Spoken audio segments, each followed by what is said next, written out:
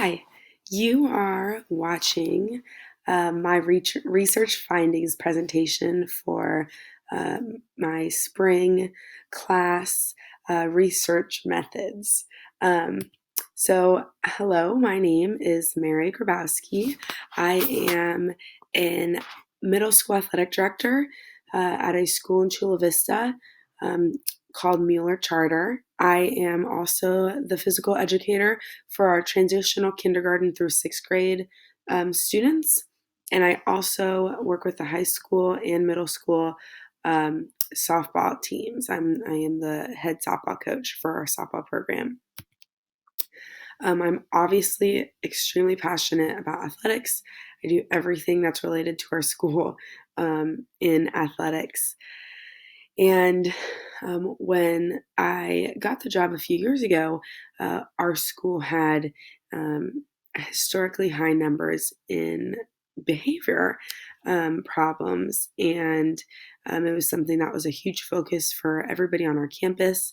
And it got me thinking, how can I, as our physical educator, work with our students in um, in my subject area to help bring our behavior problems down. And so that got me to my research question, which is, how can goal setting in PE positively impact student behavior in their classes? So, when going through this class and having to do this mock uh, methodology design survey, we obviously chose to do a survey, and our demographic. We explained what our demographic was to our class, and they tried their best to uh, put themselves in that position. So for myself, I work in a low socioeconomic school. Um, Almost all of our students wear 90% free or reduced lunch. 86% are English language learners. For this specific survey, my sample size was 12. Other educators trying to put themselves in the shoes of um, fifth through eighth grade students.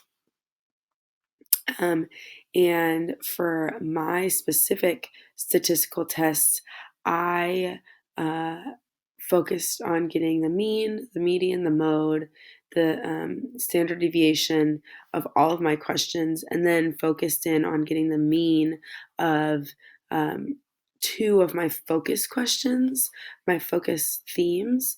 My focus themes that I wrote my questions based on were student enjoyment, perceived usefulness of what the students were learning, perceived teacher attitude, and then the students perceived post PE focus when they went to class um, after they had physical education. So uh, I am going to move myself so you can see this. I read a comprehensive study done by the CDC. They uh, went through some 200 studies on physical education, on academic behavior, on academic achievement, reference them to find any overlap, and um, did their data based on the overlap that they found. And so um, I found that my results were pretty similar to what they were saying. Um, it said 11 of the 14 studies found, um, and this was based on physical education studies. Um, they found one or more positive associations between physical education and indicators of cognitive skills and attitudes, academic behavior, which is what I was focused on, and or academic achievement. Um, and then overall increased time in physical education appears to have a positive relationship or no relationship with academic achievement. And then increased time in physical education does not appear to have a negative relationship with academic achievement. So the reason that I found this to be similar to what I found is because um, if you look at my supporting data, um, my answers, especially for the mean of all my survey questions, tended to be more on the agreeing with student enjoyment and student focus and teacher attitude.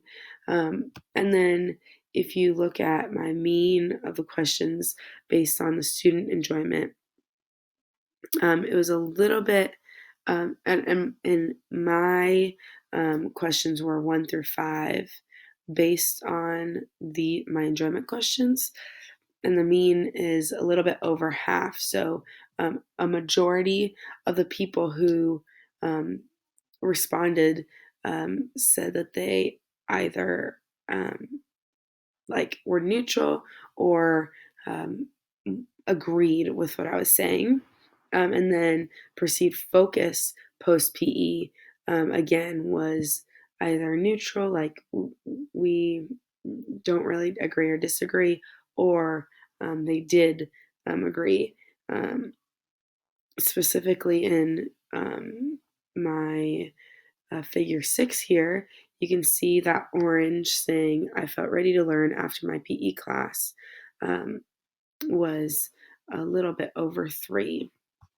So for me, it was really hard to read my data and figure out if it was um, I was able to find like a real answer or come up with a conclusion.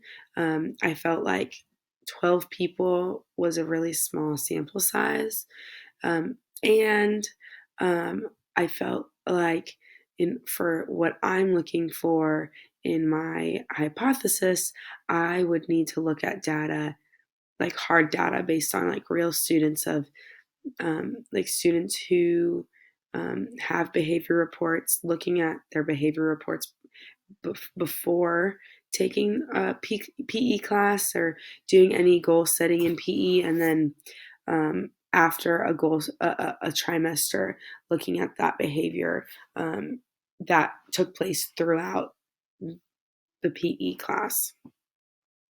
Um, so yeah, I just felt like um, for the sake of the simulation, it worked. But if I really wanted to find any real information, I would need a bigger sample size. And then I guess in conclusion, um, it really is like this figure 2 shows from the CDC report. People are kind of saying like, yeah, it's either a positive, like 50% are saying it, yes, it's positive for academic behavior, and 50% are saying it's no correlation, which is pretty much exactly what I got through my numbers and my data. Um, so yeah, I feel like it was pretty inconclusive, and I'd need to do more work. But I appreciated the process and realizing how important the questions are in being able to get a conclusion, which I just don't think my questions were um, focused enough to get a real conclusion for my personal hypothesis. So here are my references. I have my uh, infographic chart along with the CDC report that I used to base a lot of my research on. So thank you for listening and have a great night.